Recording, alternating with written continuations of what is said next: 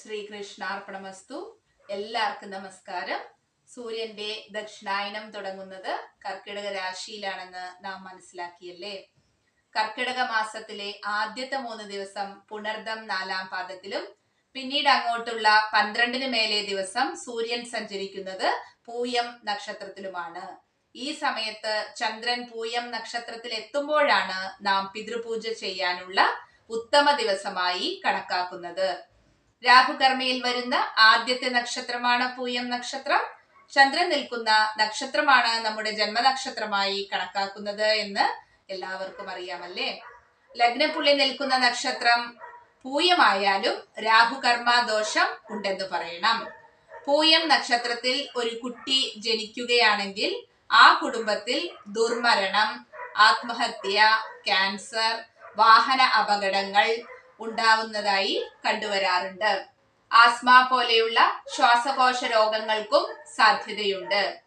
ഭയപ്പെടാൻ പറയുന്നതല്ല, പൂയം നക്ഷത്രം നമുക്ക് സൂചന കാണിച്ചു തരുന്നു ഏതോ ഒരു ആത്മാവിന് മുക്തി കിട്ടിയിട്ടില്ലെന്ന്. നാം എന്താണ് ചെയ്യേണ്ടത്? വളരെ ശ്രദ്ധയോടെ കർക്കിടക അമാവാസിയിൽ പിതൃപൂജ ചെയ്യുക എന്നതാണ് ഇതിനുള്ള പരിഹാരം. പൂയ നക്ഷത്രത്തെ കുറിച്ച് വിശദമായി നോക്കാം.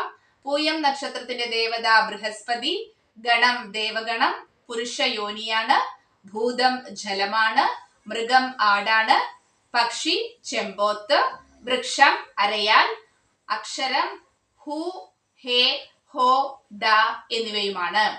പൂയം നക്ഷത്രത്തിന്റെ 4 പാദങ്ങളും കർക്കിടകം രാശിയിലാണ്. അതുകൊണ്ട് തന്നെ രാശ്യാധിപൻ ചന്ദ്രനാണ്. ശനിയുടെ സ്വന്തം നക്ഷത്രമാണ് പൂയം. 3 ലക്കി നമ്പർ. എല്ലാവരെയും സഹായിക്കാനുള്ള വിശാല മനസ്സിനുടമയാണ് പൂയം. ശനിയുടെ നക്ഷത്രമായതുകൊണ്ട് നന്നായി ഹാർഡ് വർക്ക് ചെയ്യാൻ ഇവർക്ക് കഴിയുമെന്നുള്ളതാണ്. സൂര്യന്റെ പൂയം നക്ഷത്രത്തിലൂടെയുള്ള സഞ്ചാര സമയം സിദ്ധന്മാർ അവരുടെ മുക്തിക്കായി തിരഞ്ഞെടുക്കാറുണ്ട്.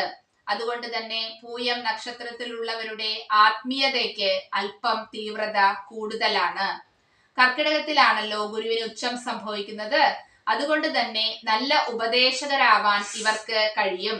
ചന്ദ്രന്റെ രാശി ആയതുകൊണ്ട് മൂഡ് സ്വിംഗ് എപ്പോഴും ഉണ്ടാവും. പെട്ടെന്ന് തീരുമാനമെടുക്കുമ്പോൾ അബദ്ധം വരാതെ നോക്കണം. ആർക്ക് ചെയ്താലും തിരിച്ചൊന്നും പ്രതീക്ഷിക്കരുത്. പാദദോഷമുള്ള നക്ഷത്രമാണ് പൂയം. 1-ാം പാദം അച്ഛനും 2-ാം പാദം അമ്മയ്ക്കും 3-ാം പാദം അമ്മാവനും 4-ാം പാദം അവരവർക്കും ദോഷമുണ്ടാവുമെന്ന് പൗരാണിക ഗ്രന്ഥങ്ങളിൽ പ്രതിപാദിക്കുന്നു. രാഹുകർമ്മയുടെ ദോഷം പേറുന്ന ഒരു നക്ഷത്രമാണല്ലോ പൂയം. അതുകൊണ്ട് തന്നെ മുരുക ഭഗവാനെ പ്രാർത്ഥിക്കുന്നതും മലമുകളിലുള്ള മുരുകക്ഷേത്രങ്ങൾ ദർശിക്കുന്നതും ഇവരുടെ ജീവിതം ശ്രേയസ്കരമാക്കും. ധാരാളം യാത്രകൾ ചെയ്യാൻ ഇഷ്ടമുള്ളവരായിരിക്കും. ഓരോ യാത്ര കഴിഞ്ഞാലും ഉന്മേഷം ഉണ്ടാവുമെന്നുള്ളത് ഉറപ്പാണ്. വാഹനങ്ങൾ ഉപയോഗിക്കുന്നത് സൂക്ഷിക്കണം.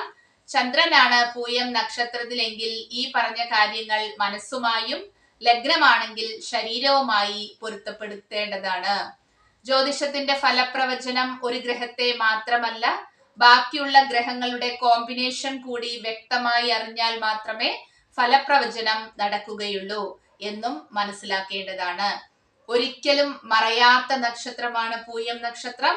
ഇവർ അടുത്ത ലെവലിലേക്ക് അറിയാതെ പോകുന്നുണ്ടാവും. അതറിയാൻ കഴിഞ്ഞാൽ വളരെ നല്ല നിലയിൽ എത്തും. എല്ലാ ഐശ്വര്യങ്ങളും ഉണ്ടാവട്ടെ എന്ന് പ്രാർത്ഥിച്ചുകൊണ്ട് അടുത്ത നക്ഷത്രവുമായി കാണാം. നന്ദി, നമസ്കാരം.